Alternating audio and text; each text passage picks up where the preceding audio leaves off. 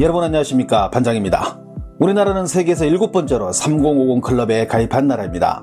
2018년에는 대한민국 건국 사상 최초로 국민 총소득이 3만 달러를 돌파했으며 현재 경제 규모는 세계 10위, 수출은 세계 7위에 이름을 올리고 있습니다. 2021년 4월 국제통화기금 IMF는 한국의 작년 1인당 명목 GDP는 3만 1,496달러로 G7의 일원인 이탈리아를 최초로 넘어섰다고 밝혔습니다. 이번 영국의 초청으로 이루어진 G7 정상회담 참석은 대한민국 외교사에 큰 쾌거를 할 수 있습니다. G7, 말 그대로 경제적으로 성공한 선진국 7개 국가를 일컫는 말입니다. 유엔이 세상의 큰 틀을 짜는 것으로 보이지만 사실은 가장 선진국인 이 7개 국가가 모여서 세상의 판을 미리 짜고 세상은 그 판대로 움직여진다고 해도 과언이 아닙니다. 그렇다면 이번에 G7의 의장국인 영국은 왜 우리나라를 초청했을까요? 일단 앞에서 말씀드린 것처럼 우리의 경제적 위치가 과거와 다르다는 것입니다. 여기에 전염병도 계획대로 순조롭게 대처하고 있어 방역에도 모범을 보여왔습니다.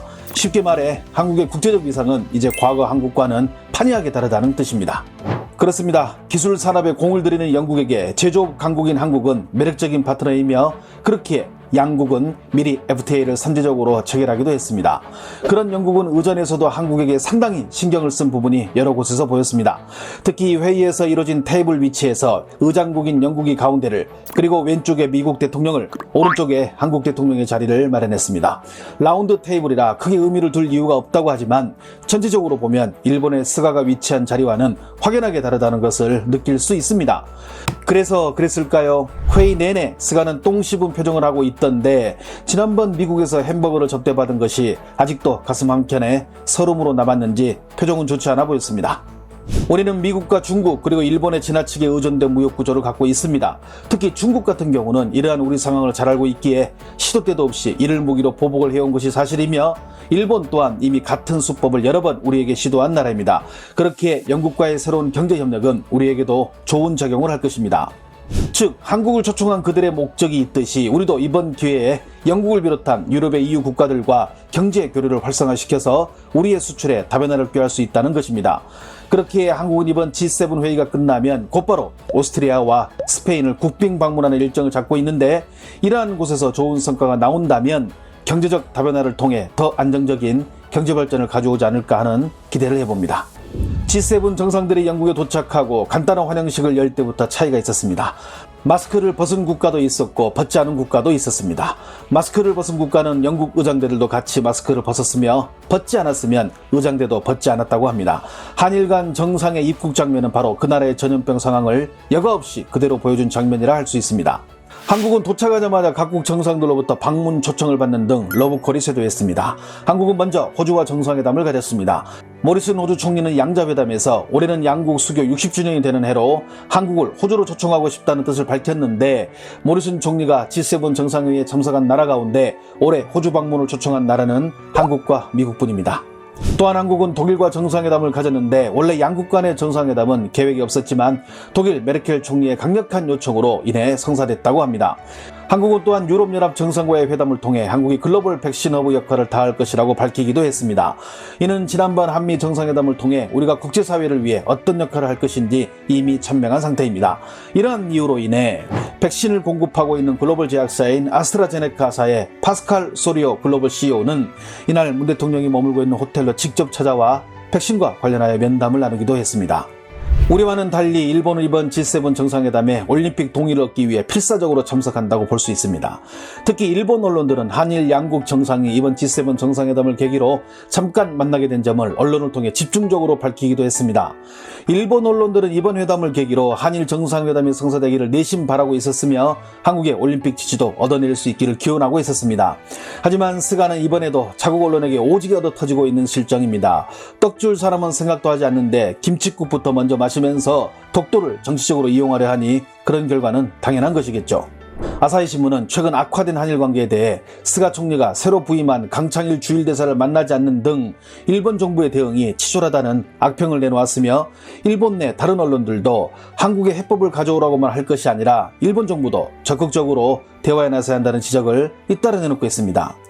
우리나라는 앞에서 말씀드린 것처럼 G7 회의가 끝나면 곧바로 오스트리아와 스페인을 국빈 방문하게 됩니다. 스페인은 전염병 이후 자국으로 초대하는 첫 번째 나라로 한국을 선택한 것입니다. 하지만 일본은 G7 정상회의가 끝나면 다른 유럽 일정은 없이 그냥 고국으로 돌아가게 됩니다. 한일 간의 여러 모습들이 이번 회담에서 묘하게 비교되고 있습니다. 중국도 한국이 G7에 참석하는 이유를 모를 리가 없습니다. 중국 언론도 미국의 의중을 알기에 한국의 이번 G7 방문에 더더욱 깊은 관심을 보였으며 G7 정상회담 특별 보도를 따로 마련하는 등 관련 내용을 실시간으로 보도했습니다.